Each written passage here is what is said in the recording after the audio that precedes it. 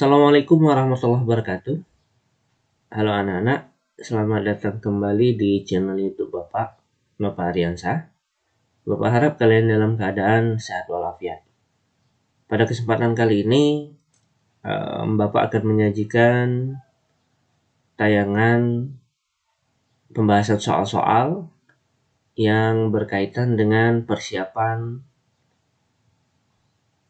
ujian tengah semester ya, atau PTS yang sekarang disebut PTS, penilaian tengah semester.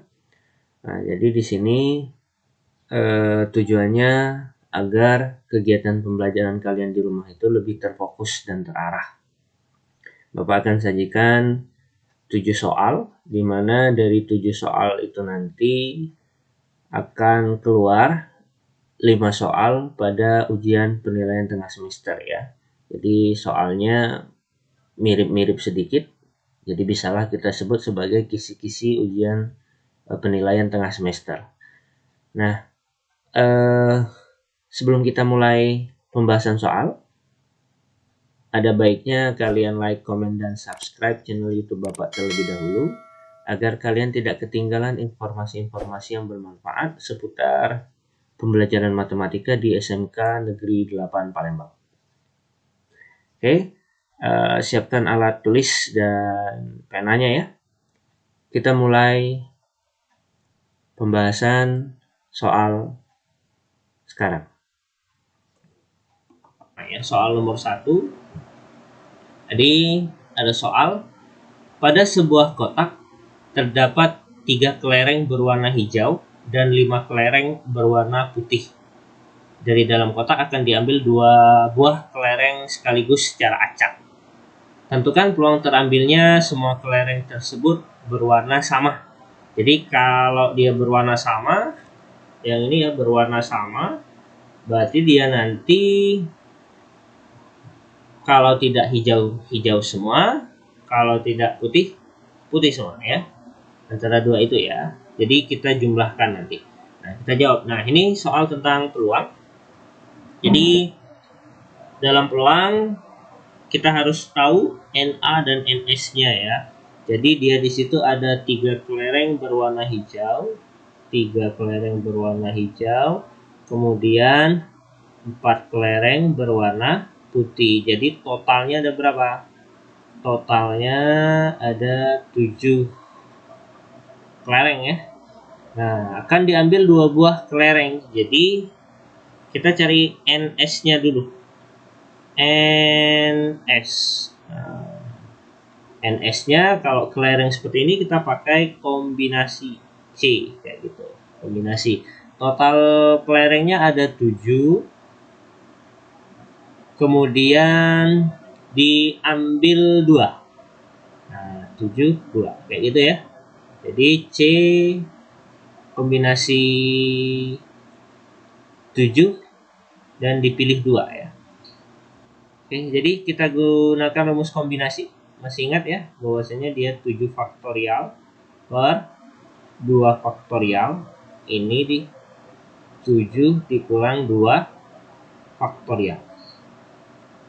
Nanti ini yang bawahnya kita tulis dulu 2 faktorial, 7 kurang 2, 5 faktorial. Nah, di bawahnya yang tertinggi adalah 5 faktorial, berarti yang bagian atas kita tulis sampai 5. 7 dikali 6 dikali 5 faktorial. Ada yang bisa kita coret? Ada, coret 5 faktorial dan 5 faktorial. Kemudian 6 membagi 2 itu 3. Maka kita kalikan dia, 7 kali 3 sama dengan 21. Jadi NS-nya adalah 21. Kemudian kita cari yang namanya NA. Nah, NS itu kejadian keseluruhan. Dilihat lagi teori-teori kita pada pertemuan sebelumnya ya, video-video yang Bapak jelaskan. Kemudian kita cari NA. NA. Nah, ini NA ya. Oke, jadi dia ada 2 kemungkinan. Putih semua atau hijau semua. Jadi ini kita tulis dulu C ditambah C. Nah, kombinasi ya. Nah, yang ini kita anggap dia hijau 3, berarti putihnya 5. ini juga 3, ini 5. Nah, yang pertama ketika kita pilih semuanya hijau, berarti ini 2, yang ini 0.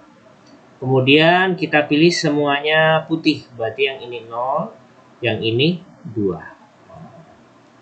Ya, tinggal kita hitung.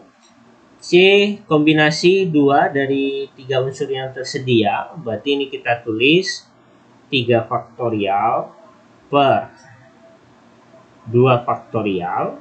Nah, ya. Kemudian 3 kurang 2, 1 faktorial ya. Diingat lagi rumusnya ya. Dikali. Nah, C kombinasi 0 dari 5 faktorial itu kita buat aja kayak ini, 5 faktorial per 0 faktorial. 5 kurang 0, 5 faktorial. Ditambah C30 ya, jadi 3 faktorial per 0 faktorial. 3 kurang 0, 3 faktorial. Dikali yang terakhir 5 faktorial per 2 faktorial. Kemudian 5 kurang 2 yaitu 3 faktorial. Nah, yang ini bisa kalian hitung sendiri bahwa dia adalah hasilnya 1. Kemudian yang ini juga hasilnya 1. Nah, yang ini 3 faktorial itu kan 3 kali 2 faktorial per 2 faktorial. Nah, ini dikali 1, ditambah ini dikali 1, ditambah 1 ya, dikali 5 kali 4 kali 3 faktorial per 2 faktorial, ini 3 faktorial. Ini yang bisa kita coret, nah yang ini coret, yang ini coret. Kemudian 4 bagi 2 itu 2 ya. Dan tinggal kita kalikan, 3 kali 1 3, ditambah 5 kali 2 10. Jumlahnya berapa? Adalah 13. Nah, itu. Sudah dapat jawabannya belum? Belum. Yang ditanya adalah kejadiannya ya. Nah, jadi kejadian A-nya adalah peluang terambilnya kelereng berwarna sama. Berarti kelereng yang berwarna sama itu kita rumuskan PA itu sama dengan NA per NS ya.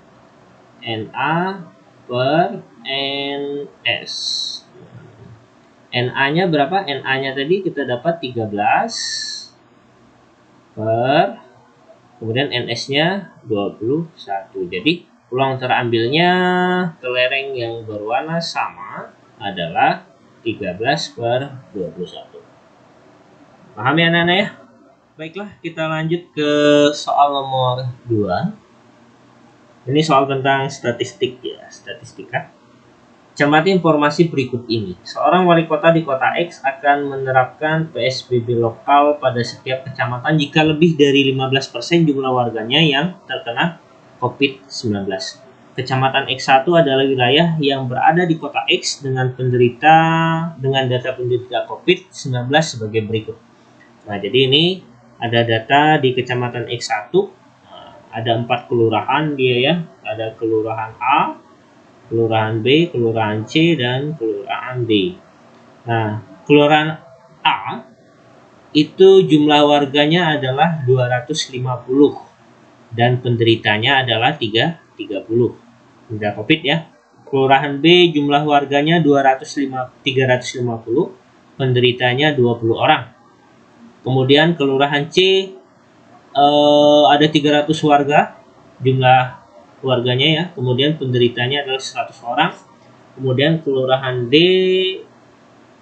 jumlah warganya 600 orang dan penderitanya adalah 50 orang. Oke, kita baca soalnya. Berdasarkan diagram tersebut, apakah kecamatan X1 akan diterapkan PSBB lokal atau tidak? Uraikan jawabanmu menggunakan perhitungan matematika. Nah, ini termasuk tipe soal-soal PISA ya. Jadi kemarin Bapak ikut pelatihan, disuruh membuat soal-soal PISA dan mengenalkannya kepada kalian. Jadi pada kesempatan ini Bapak akan mengenalkan tipe-tipe soal PISA yang seperti ini. Nah, clue-nya adalah di 15%. Nah, jadi persentase kalau warga itu lebih dari 15% yang terkena COVID, maka kelurahan itu akan dilakukan PSBB lokal. Nah, kita mulai jawab. Yang pertama kali untuk mengetahui atau tidaknya kita cari dulu jumlah total warganya. Ya, jumlah total warga Kecamatan X1. Nah, jumlah warga Kecamatan X1. Nah, kita cari dulu berapa dia. Kelurahan A tadi ada 250 ditambah Kelurahan B ada 350 ditambah Kelurahan C 300 ya. Kelurahan C 300. Kemudian Kelurahan D ada 600. Kalau kita jumlahkan 900 tambah 500 1400 berarti dia jumlahnya adalah 1500 warga ya. 1500 warga. Nah, selanjutnya kita cari jumlah penderita COVID. Nah, penderita COVID. Jumlah penderita COVID. Jumlah penderita. Jumlah penderita. Nah, kita hitung pada masing-masing kecamatan, kelurahan ya. Kelurahan A ada 30 orang ditambah Kelurahan B ada 20 orang ditambah Kelurahan C ada 100 orang ditambah Kelurahan D ada 50 orang. Nah, kalau kita jumlahkan jumlahnya adalah 200. Nah, di sini kita akan mencari persentasenya. Persentase penderita COVID di Kecamatan X1. Nah, persentase penderita COVID di Kecamatan X1. Jadi untuk membuat persentase itu kita tulis jumlah penderitanya 200 dibagi jumlah total warganya. Jumlah total warganya adalah 1500. Kemudian dia dikali persentase itu 100% ya. Persentase itu 100%. Nolnya kita coret, 2 kita coret. Jadi dia 2 kali 100 200 per 15%. 200 per 15%. Kita sederhanakan kalau kita bagi 200 per 15 itu adalah 13,333% ya. Jadi dia hasilnya 13,33%. Ini jadi total penderita COVID-19 di Kecamatan X1 adalah 13,3%. Nah, yang soalnya yang ditanya tadi, berdasarkan diagram tersebut, apakah Kecamatan X1 akan diterapkan PSBB lokal? Kata wali kotanya, PSBB lokal itu akan diterapkan jika lebih dari 15%. Nah, penderita COVID di Kecamatan X1 hanya 13,33% ya. Artinya dapat kita simpulkan bahwasanya Kecamatan X1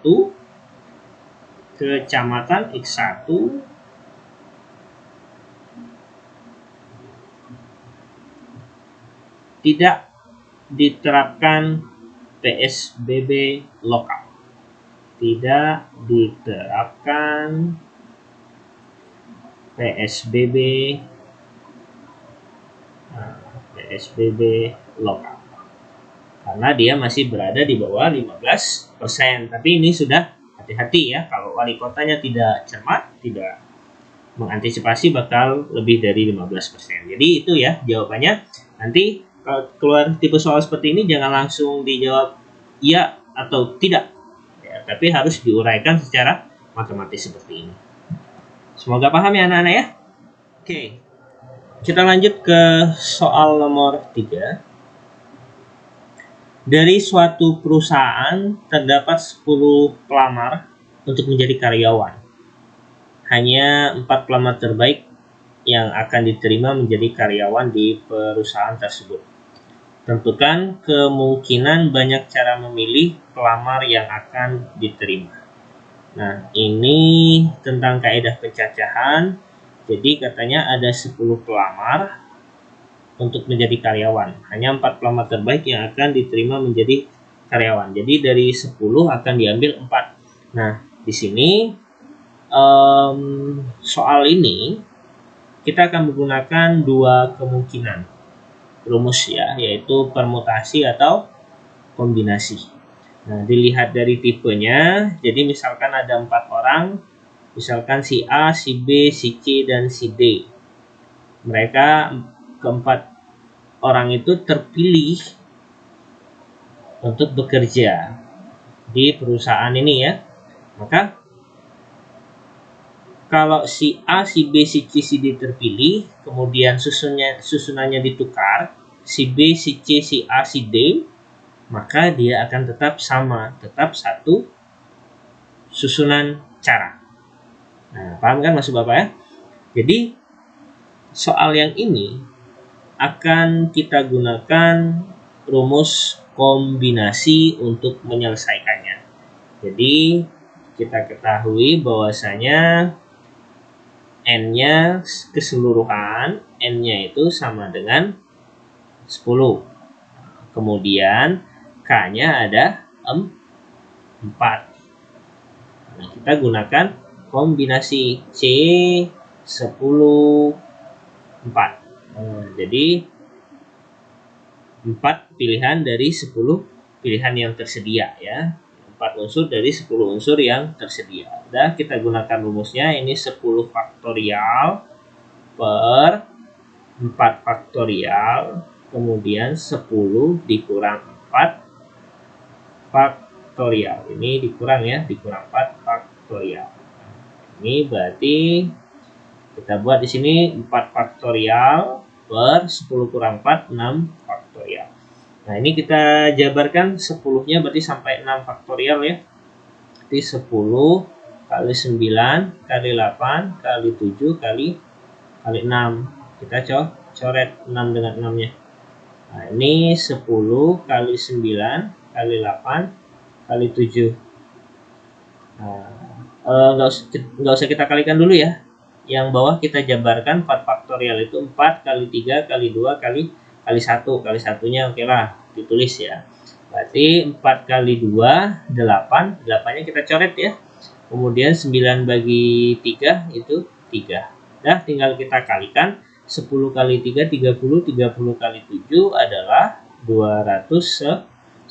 Jadi, kemungkinan banyak cara memilih pelamar yang diterima adalah 210 cara memilihnya. Nah, jadi soal yang ini nanti gunakan rumus kombinasi. Oke, paham ya? Selanjutnya kita ke soal nomor 4. Seorang peserta didik diminta mengerjakan 5 dari 10 soal ulangan, tetapi soal nomor 1 dan 2 harus dikerjakan. Tentukan banyak pilihan soal yang dapat dipilihnya. Nah, jadi kalau soal yang ini kita tetap sama menggunakan kombinasi. Nah, jadi ada 10 soal katanya.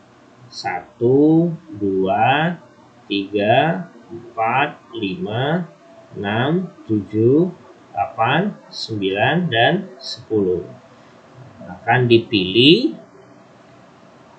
5 soal. Jadi siswa itu, peserta didik itu mengerjakan 5 soal.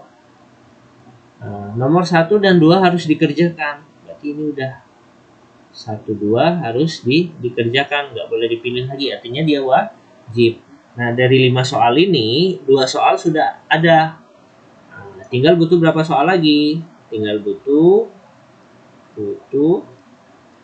3 soal lagi. Nah, 3 soal ini dipilih antara nomor 3, 4, 5, 6, 7, 8, 9, 10. Ada berapa dia? Ada 7 pilihan. Ada 7 pilihan soal.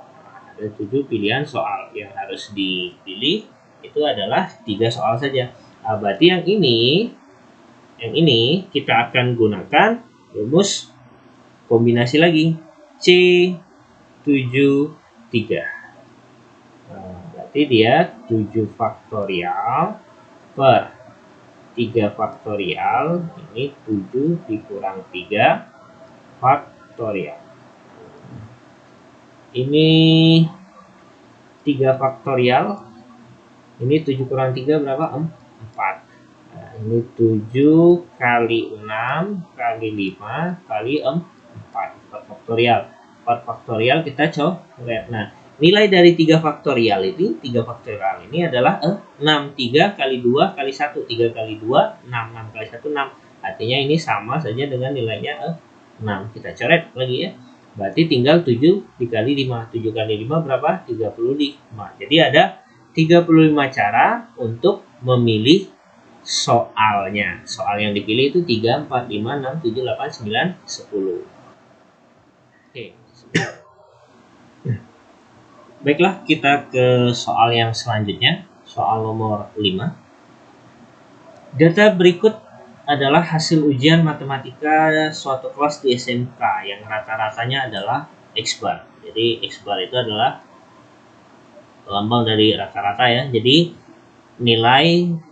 ada frekuensi, nilai 4 6 orang yang dapat nilai 4 ya, kemudian nilai 5 10 orang, nilai 6 8 orang, nilai 7 2 orang, nilai 8 3 orang, nilai 9 1 orang. Ini yang lazim ya, biasanya kalau yang nilai tertinggi untuk matematika itu biasanya dapatnya sedikit orang. Ini cuma 1 ya, dapat 9 cuma 1 orang.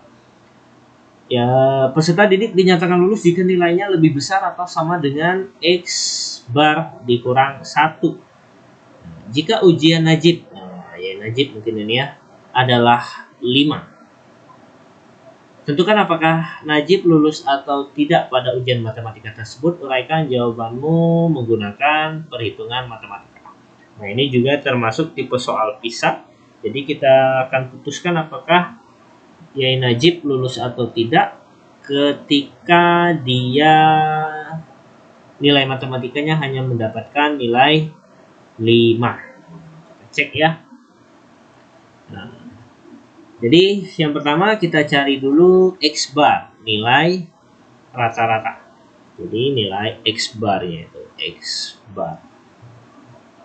Jadi cara mencari X bar adalah kita kalikan frekuensi dengan nilai, kemudian kita jumlahkan. Jadi kita buat nilai 4, dapatnya 6, 4 kali 6, ditambah 5 kali 10, ditambah 6 kali 8, ditambah 7 kali 2, ditambah 8 kali 3, kemudian ditambah 9 kali 1. Nah, kemudian kita bagi dengan jumlah frekuensinya. Nah, jumlah frekuensinya itu adalah 6 ditambah 10 ditambah 8 ditambah 2 ditambah 3 ditambah 1. Nah, ini kita hitung 24 ditambah 50 ditambah berapa tuh? 24 tambah 50 ditambah 48 ditambah 14 ditambah 24 ditambah 9. Membagi katanya 6 tambah 10 16 tambah 10 26 tambah 3 29 tambah 1 itu 30. 24 kita jumlahkan dulu ditambah 50, kemudian 48, 14, 24 ditambah 9. Hasilnya 169 ya. 169. 4, 12, 16, 20, 29 ya, benar ya. Kemudian dibagi 30. 169 Kalau kita bagi 30, hasilnya adalah 5,63333. Jadi kita ambil 5,63. Nah, ini X bar. Kemudian kita cari syarat lulus. Syarat lulus. Syarat lulus itu nilainya lebih dari sama dengan X bar dikurang 1. Berarti X barnya 5,63 dikurang 1. 5,63 dikurang 1 adalah 4,63. Nah, berarti syarat lulus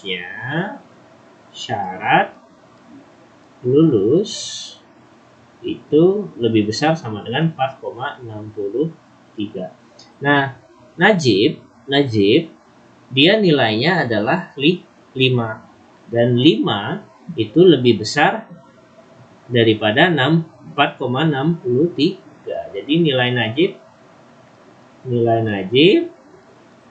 itu 5 lebih besar sama dengan 4,63. Artinya dapat kita simpulkan Najib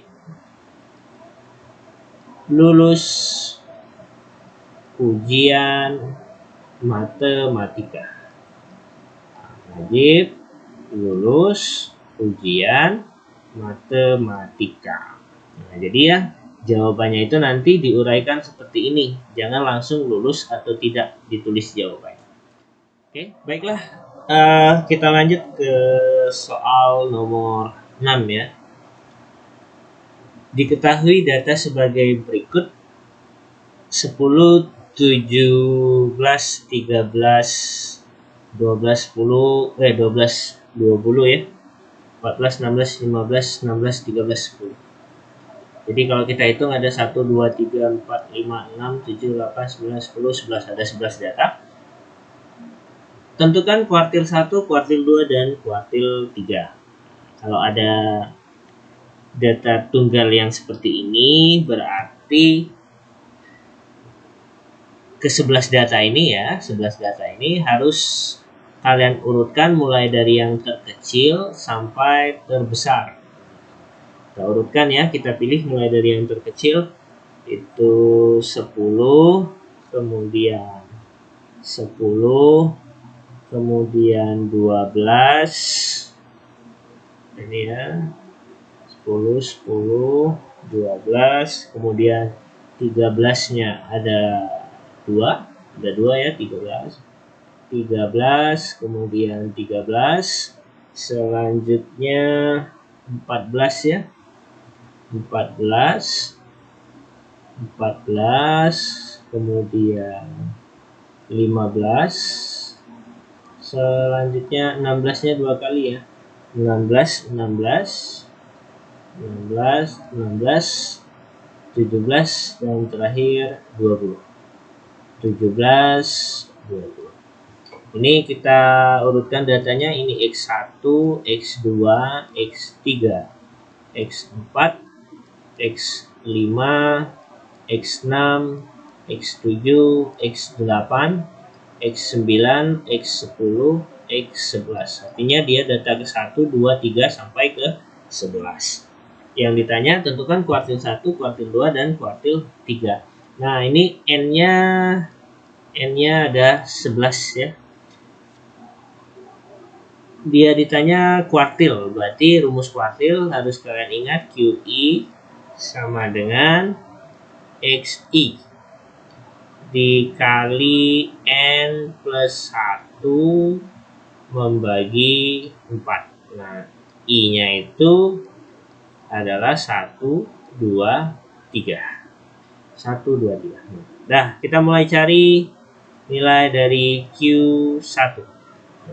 Berarti dia XI-nya ganti 1 ya. 1 dikali N-nya 11 plus 1 dibagi 4. Berarti dia sama dengan XI-nya itu X1-nya 11 tambah 1, 12 per 4. Satunya nurut ya dia ya.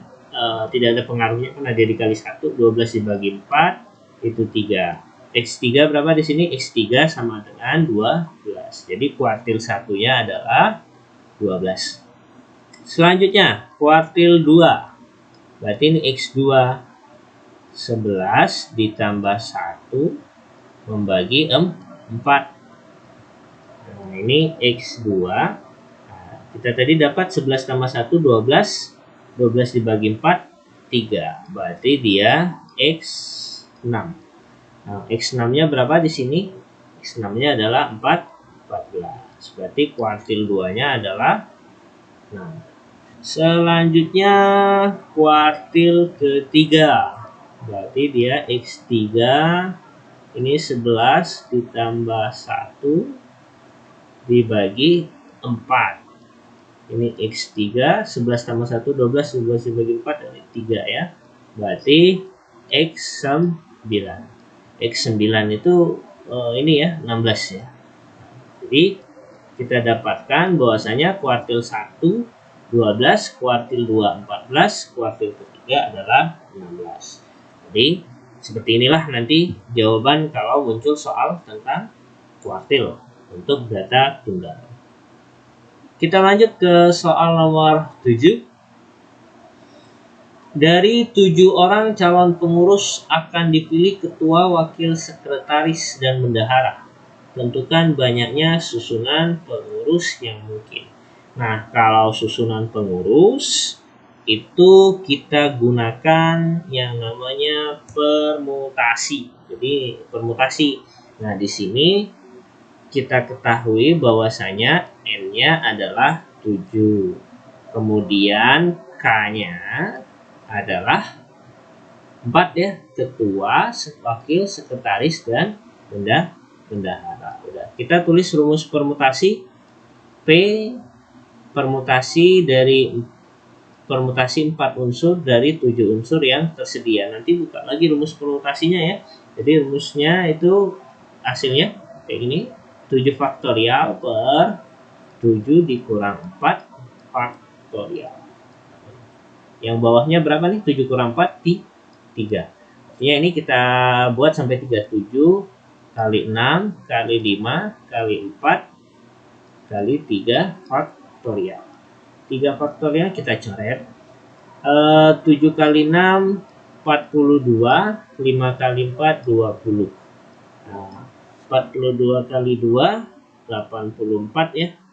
84, nolnya tersisa. Ya, nolnya ambil, jadi 840. Nah, banyaknya susunan pengurus yang mungkin adalah 840 cara. Nah, oke, semoga paham ya. Nah, jadi demikianlah pembahasan soal-soal persiapan untuk ujian PTS ganjil tahun 2020-2021 di SMK Negeri 8 Palembang. Jadi soalnya nanti ada 5 dan di sini Pak sajikan 7 soal. Nah, jadi dipelajari semuanya karena di antara 7 itu 5 yang akan ditampilkan di soal pada saat ujian nanti ya. Semoga yang Bapak jelaskan di sini dapat kalian pahami dengan baik sehingga kalian dapat menjawab soal PTS dengan baik dan mendapatkan hasil yang maksimal. Demikianlah pertemuan kita pada kesempatan kali ini. Sebelum Bapak tutup, tetap jaga kesehatan, tetap semangat belajar untuk PTS-nya ya, khusus PTS matematika dan mapel-mapel lainnya. Jangan lupa klik like, komen, dan subscribe channel YouTube Bapak Nova Aryansah. Demikianlah Bapak akhiri. Wassalamualaikum warahmatullahi wabarakatuh.